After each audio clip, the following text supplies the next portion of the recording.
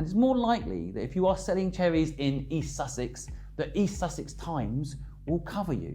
It's more relevant, more chances of actually getting the PR than, say, for example, the BBC covering it, because it's not necessarily going to be that interesting. You could spend a lot of time and money reaching those people and then not cover you.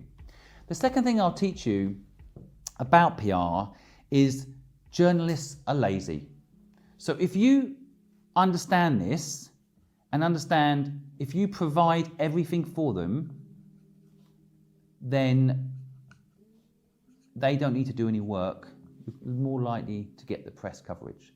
So what I always do is I actually write the press release like it's the actual story you want written, with a good headline that makes them happy that they're not selling you, because that's, journalists don't want to write and sell you, they want to write something that's interesting for the reader.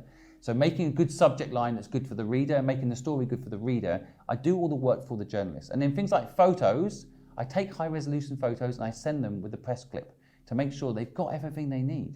All they have to do is say yes to the story and then put their own touch on it. Job done. They're human beings. They want to go out for lunch if they can. So if you can make it possible for them to go out for lunch and do their job, then you will win in PR.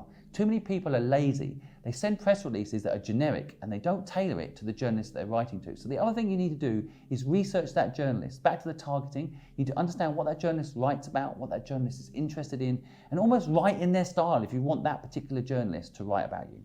The third thing on PR I'll tell you is, there is a lot of companies out there that will tell you they can get you PR. Please be careful.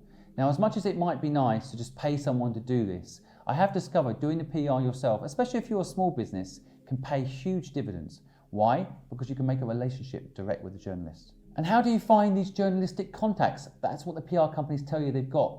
You can go for a newspaper and find them. You can Google them.